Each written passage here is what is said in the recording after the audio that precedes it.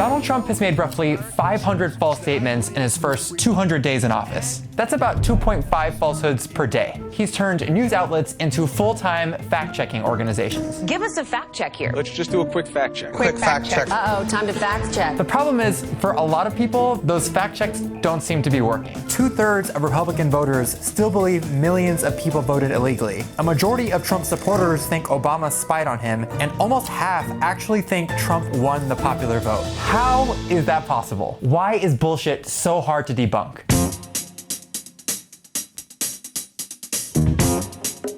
To understand what makes misinformation so durable in politics, I talked to Nyhan. He's a political scientist who's been studying the science of fact-checking since before Destiny's Child broke up. I've been working on this now for more than 15 years in different ways. I was one of the founders of a website called Spinsanity that was a forerunner to the existing fact-checking websites. I checked, and you can actually still find Spinsanity online in all of its beautiful early 2000s internet glory. Oof, look at that font. Sorry. Since then, he spent a lot of time researching what makes people hold on to false beliefs. I came back to that in my research as a political scientist and returned to the subject of why do people believe these things that aren't true and what can we do about it? In theory, this should be a no-brainer. If someone has a false belief and you present them with accurate information, they should change that false belief, right? Right? There's good evidence, including from my own research, that people do respond in the direction of facts in many circumstances, but they update less than we'd often like. And in the macro sense, we don't see public opinion converging around a set of accurate beliefs. Balls. Unfortunately, he's right. In a recent experiment, for example, people were asked to read an article debunking Trump's false claim that violent crime is on the rise. And though some people accepted the fact check, most of those who initially believed the myth continued to believe it. We can observe some responsiveness if we give people information, but it doesn't seem to be enough to make these misperceptions go away. There are a couple of big reasons why this happens. One is there's a high cost to accepting evidence that contradicts our beliefs. It might be psychologically threatening to us to admit that we're wrong. It's costly just to say, I was wrong. That's hard for me, that's hard for anybody. We'd all like to think we're dispassionate, but as human beings, we're all skeptical of information that seems to contradict some existing value or belief or attitude that we have. And so we can be unduly skeptical of that information that is unwelcome. That defensiveness is even stronger when a false belief is linked to a political party or president. If you identify as a Republican and a fact checker tells you a Republican belief is wrong, you're more likely to reject the fact check. Fox and Friends starts right now. We've always had misperception, but now they're becoming aligned with our partisanship and our partisan identities, and that's kind of supercharging them in terms of their relevance to our political conversation. At the same time, the cost of sustaining a false belief is very low in politics. Being wrong about stuff like voter fraud or Obama's birth certificate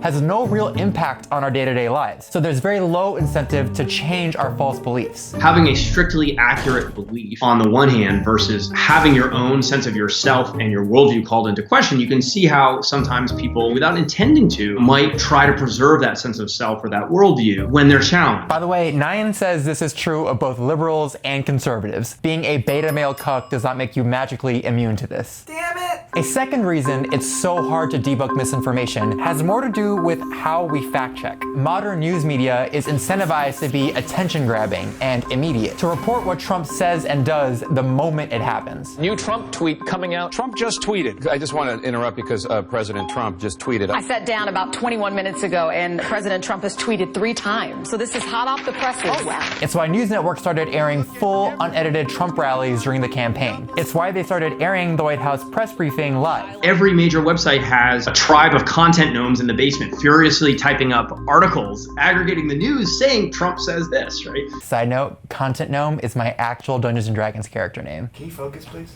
The emphasis on immediacy means that a lot of misinformation is presented in a totally unfiltered fashion. Last December, for example, Trump claimed that he'd gotten Sprint to stop from outsourcing 5,000 jobs to other countries. Because of what's happening and the spirit and the hope, I was just called by the head people at Sprint, and they're going to be bringing 5,000 jobs back to the United States. It was a big declaration, and newsrooms across the country rushed to report it, repeating the claim over and over in headlines and tweets and news chyrons. Sprint is bringing 5,000 jobs back to America. The problem was Trump's claim was false. Sprint had planned to bring those jobs to the US even before Trump got elected. It's only later that day or the next day day or the day after that we find out that actually those were jobs that had already been saved. Those follow-up stories often get much less of an audience, and the damage may already have been done. That problem is compounded when news networks invite Trump surrogates and White House spokespeople to defend Trump's claims on air. People like Chris Kobach or Stephen Miller or Kellyanne Conway. What?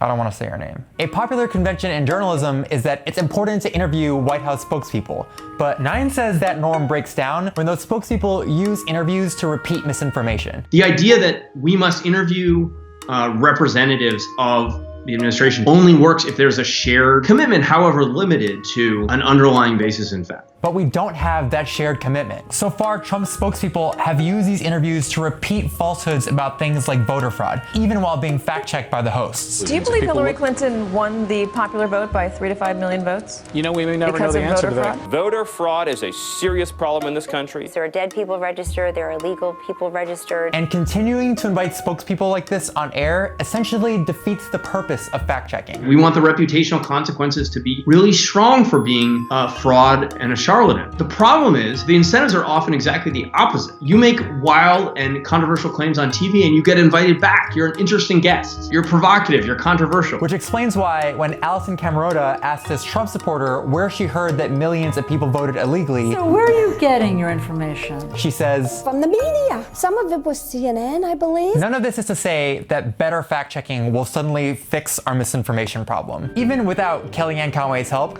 the human brain is really good at holding on to bullshit. I convinced myself to wear cargo shorts in public for 20 years, despite overwhelming evidence it was a bad idea. Why are you mad at me? And Nyhan admits there's not really a silver bullet for debunking people's incorrect political beliefs. If I knew what it was, right, I'd be out there doing it instead of us doing this interview. Hurtful, but okay. But the bottom line is, our brains are uniquely vulnerable to a White House that's so comfortable with lying. News networks need to be extra careful that in their rush to cover Trump's falsehoods, they're not accidentally amplifying them.